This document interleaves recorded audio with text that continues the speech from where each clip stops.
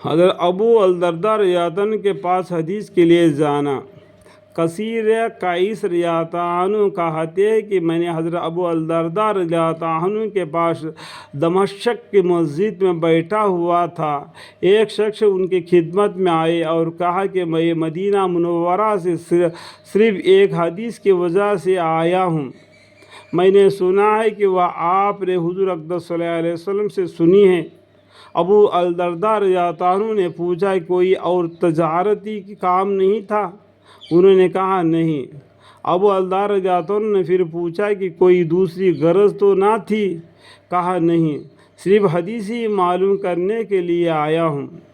ابو الدرداء رضی اللہ عنہ نے فرمایا کہ میں نے حضور اقدس صلی اللہ علیہ وسلم سے سنا ہے کہ جو شخص کوئی راستہ علم حاصل کرنے کے لیے چلتا ہے، حق تعالی شانہ اس کے لیے جنت کے راستے سہل فرما دیتے ہیں، اور فرشتے اپنے پر طالب علم کے خوشنودی کے واسطے بچھا دیتے ہیں۔ الحمدللہ۔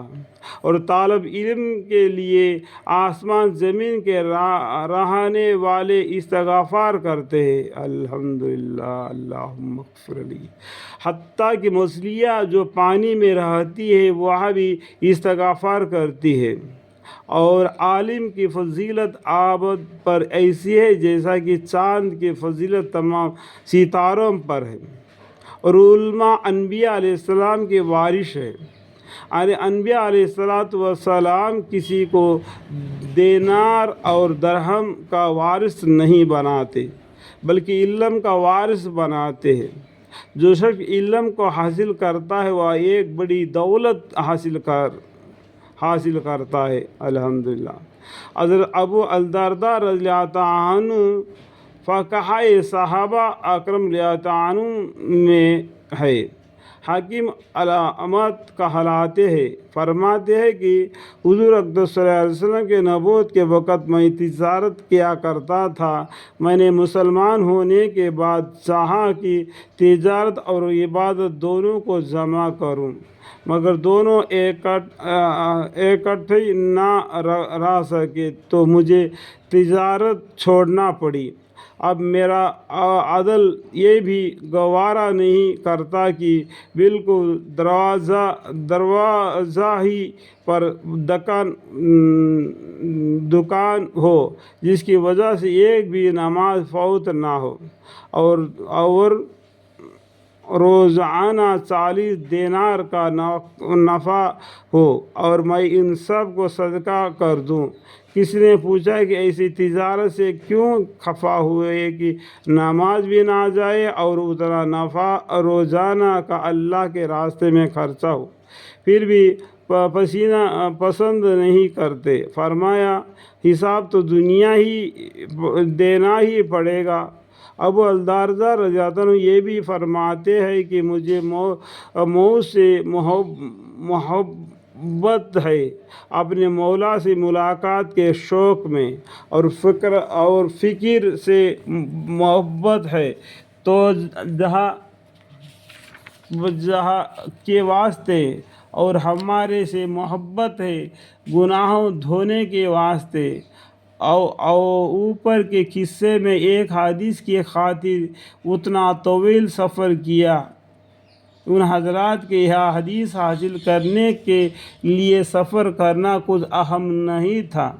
ایک حدیث سننے اور معلوم کرنے کے لیے دور دور کا سفر طے کر لینا ان حضرات کو بہت سہل تھا۔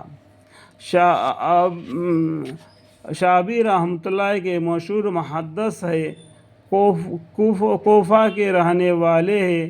اپنے کسی شاگرد کو ایک مرتبہ حدیث سنائی اور فرمایا کہ لے گھر بیٹھے مفت مل گئی، اور ورنہ اس سے کم کے لیے بھی مدینہ منورہ کا سفر کرنا پڑتا تھا۔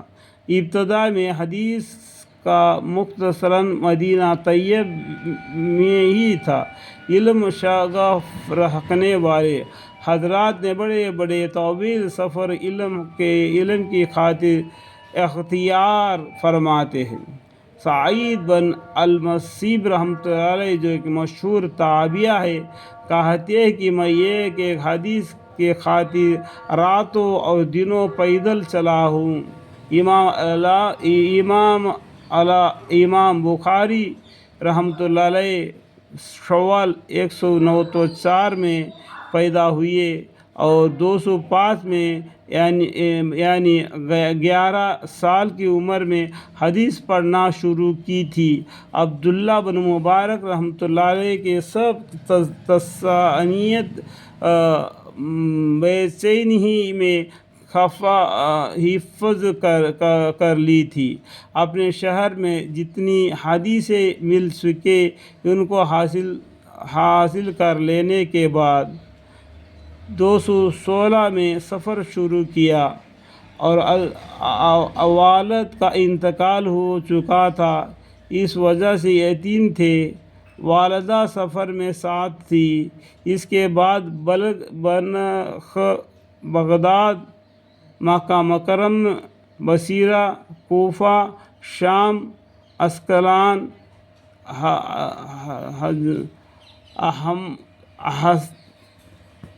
احس، دمشق، ان شہروں میں گئے اور ہر جگہ جو ذخیرہ حدیث کا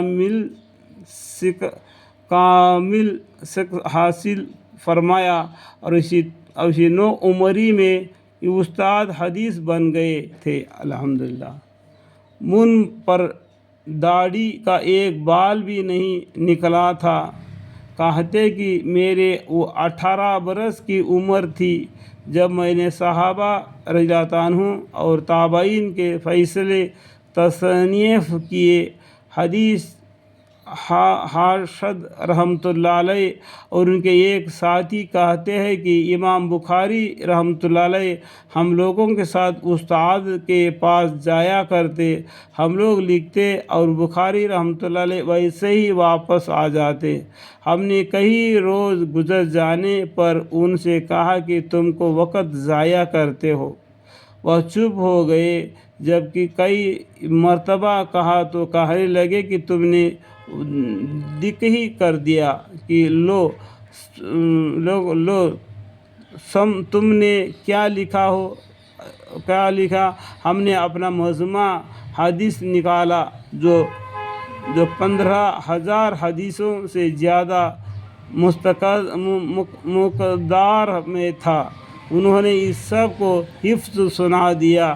ہم دنگ رہ گئے۔ دیکھو یہ ان کے ساتھ جو لکھے تھے انہوں نے کیا ہر دن استاذ کے بعد سنے ہوئے حدیثوں کو ایک کتاب میں لکھ لے رہے تھے۔ وہ حدیثیں 15,000 سے بھی زیادہ حدیثیں ان لوگوں نے اپنے کاغذوں میں لکھ کے رکھ لیا تھا۔ لیکن جب بخاری رحمۃ اللہ علیہ کو انہوں نے پوچھا تو انہوں نے کیا ویسا حفظ سنا دیا، بغیر دیکھے ہوئے، بغیر لکھے ہوئے ان کو بتلا دیے۔ اللہ کا لاکھ لاکھ کرم ہے، اللہ تعالیٰ ان کو اتنا حافظ بنا دیا کہ ان کے دلوں میں جم گیا۔ اللہ تعالیٰ سے دعا ہے کہ یا اللہ ہمیں قرآن کریم جو پڑھتے ہیں اور ہم کو یاد رہ جائے، ہم بھول نہ جائے، ہمیں بھی حفظ بنا دیے اور ہمیں کامل علم دے دیے اور ساتھ ساتھ اعمال کی توفیق عطا فرمائے اور ہمارے گناہوں کو خطاؤں کو معاف فرمائے۔ وآخر دعوانا ان الحمد للہ رب العالمین۔